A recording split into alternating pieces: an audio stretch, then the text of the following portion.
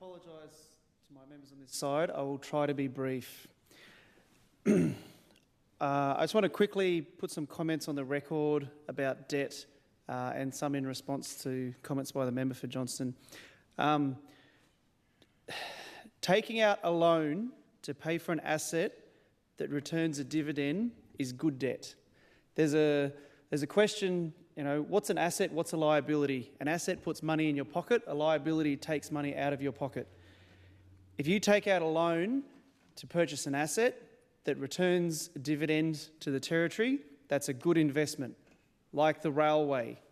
The railway was something that the former member for Blaine, Barry Coulter, fought long and hard for, and he managed to lay the foundation for the railway in a public-private partnership so that the Territory only chipped in, I think it was about 30%, to get a fantastic asset that is still delivering for the Territory today. But what Labor did was to take out loans for ongoing regular expenses. They were paying for the day-to-day outgoings of government with borrowed money. That is the definition of borrowing to purchase a liability. The golden rule in fiscal accountability is that the private sector has to grow faster than the public sector.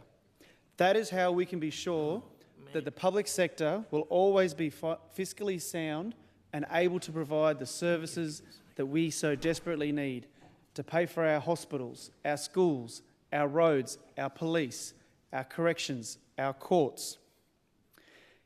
Unfortunately, what we've had over the last 8 years of Labor government is a private sector that has been choked and strangled and driven into recession, and a public sector that has grown without restraint.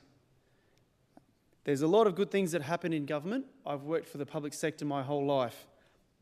But there needs to be fiscal restraint, and there was none. Mr. Deputy Speaker, we need more mines, more gas, more tourism, more agriculture. We need a manufacturing sector here in the Territory, hopefully powered by gas. We need more economic development on Indigenous lands that provides opportunities for real jobs for traditional owners and Indigenous people on country, not fake jobs that are paid for by Commonwealth money coming up here and paying people to dig a hole and fill it back in. We need real jobs with real private industry for Indigenous people on country. But the only way that we can get to a place where, Member for Johnston, the Territory is not dominated by the public sector, as you so rightly pointed out, is for us to get the private sector to grow faster than the public sector over a long period of time. And that does mean things like the Territory Coordinator, which I know we disagree about.